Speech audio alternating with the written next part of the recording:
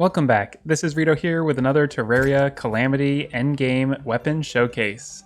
Today we're going to be looking at a new weapon that was added in the Rust and Dust update, the 1.4.5 Calamity update. This has got to be one of the most powerful things I have ever seen in all of Calamity or all of Terraria. It is called the Flamsteed Ring, and let's go ahead and activate it. It literally turns you into a mech. You can fly around. It is so cool. You have different attacks. Like, we have this laser attack. We've got a sword attack like this. We can turn ourselves into a rocket. So let's go ahead and test this insane thing out. You can see already we're doing 1,400,000. Let's go ahead and switch to the laser. And you can see the laser can do some really good damage as well. We're already up to 1 million on a single target. It's insane. And it's not using up mana or anything. The way this robot works is a little bit interesting. You have to right click and it will come up with this interface, and this will let you change what type of weapon you're using. Like right here at the top, you can see it's got kind of a swipe, and that means we've got our sword active. If we right click and then click this swipe, it will go to a reticle, and that means we've got our laser attack. This little lightning bolt turns us into our rocket, which is awesome. And you can see that rocket ability has a short cooldown, and so we can't use it immediately after.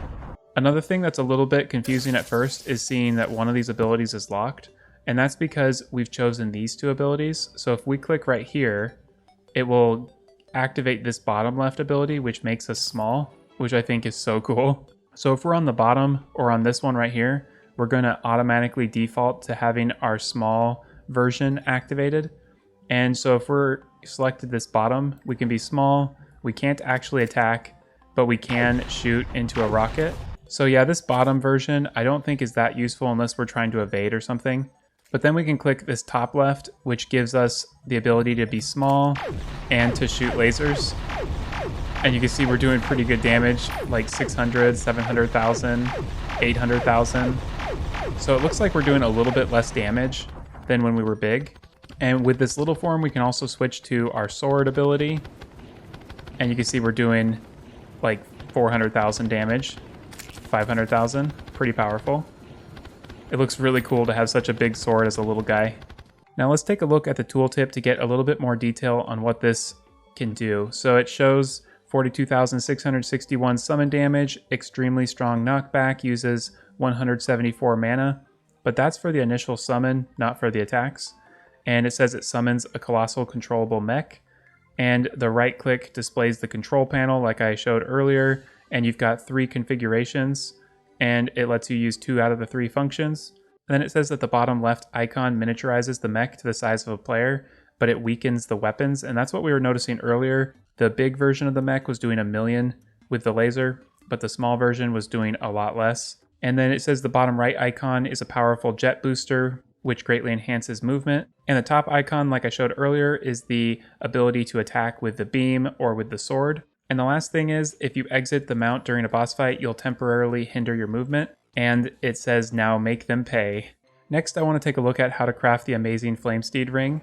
You just need the Draydon's Forge, and you need 5 Shadow Spec bars, 4 Excelsis swords, which you can get from the Devourer of Gods, and then you need the Cosmic Viper engine.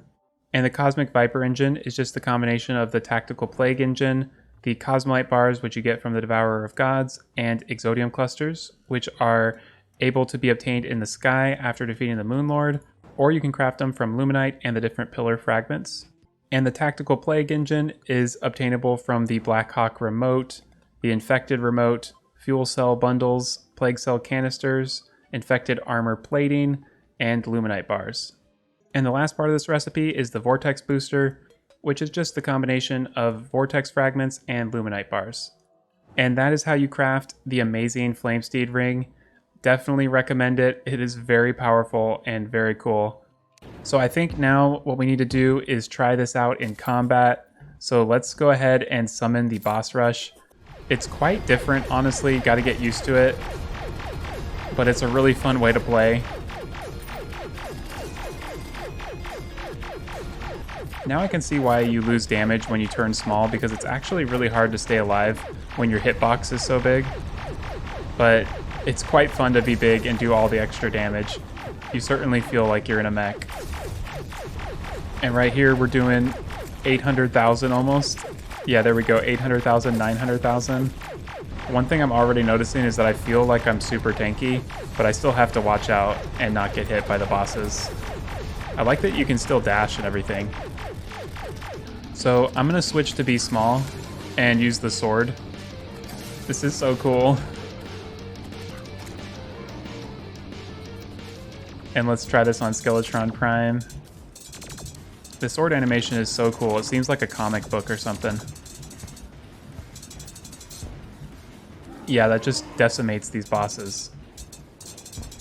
I really like the small version just because it's so cute and it's so easy to dodge just like normal. You're not just like this big target.